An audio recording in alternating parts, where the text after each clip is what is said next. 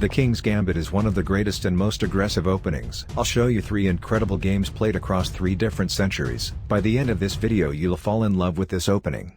The first game takes place in 1859. Paul Morphy just logged on his Leechess account and got paired against some noob. He pre-moves the first 2 moves because he basically only played this opening. Black accepts the gambit, unaware that it was the biggest mistake of his life. Morphy activates his knight to stop the black's queen from giving any checks. G5 defends the pawn on f4, but it also threatens to attack the knight.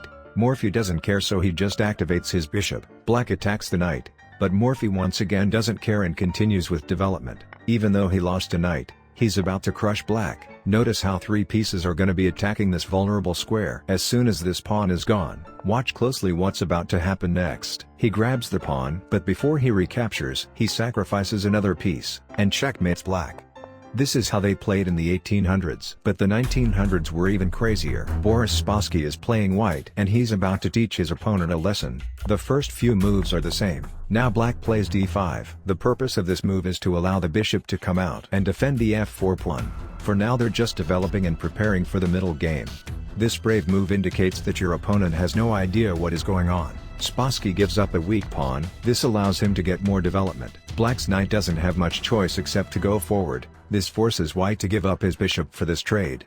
c4, bishop e7, he slides his bishop back, with the idea of bringing his queen forward. Now he's potentially threatening a checkmate. Black is gonna lose this pawn anyways, so he pushes it to throw white's queen off. But young Spassky doesn't care. He's looking for a checkmate. Knight d6, this attacks the rook and threatens a checkmate. Black's knight is forced to f8 to protect this weak square. Spassky thinks for a few seconds and finds the best move. Knight f7. If black takes with his king he's getting checkmated, so he first picks this rook up. Now white is on the verge of checkmating him, so he buys some time with this bishop sacrifice. This allows him to improve his position a little, but here comes bishop b3, he can't do much here. He resigns after the queen e4 check, because not even Magnus Carlsen can save him here. Pretty crazy game, but this next one will leave you questioning everything you know about chess.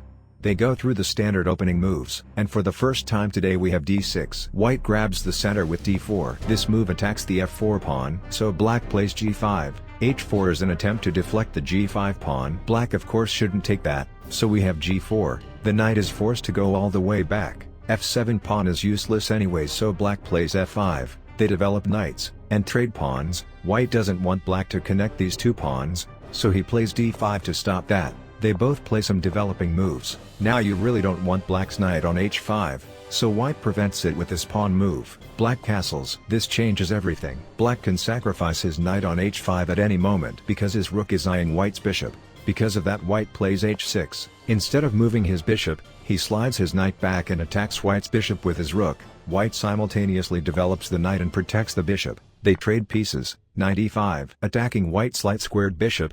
Bishop b3, knight g6, queen d2, a5, bishop g5, e3, which accomplishes nothing. Knight f6, castles. Black offers a queen trade. White would lose all advantage if he traded queens, so he plays queen d4, and puts pressure on black's knight. Black plays knight h5, this knight is stopping the queen g7 checkmate, so white attacks the knight. Black trades rooks and plays knight e5, they trade knights on h5, in this position white spots a checkmate, and sacrifices his queen.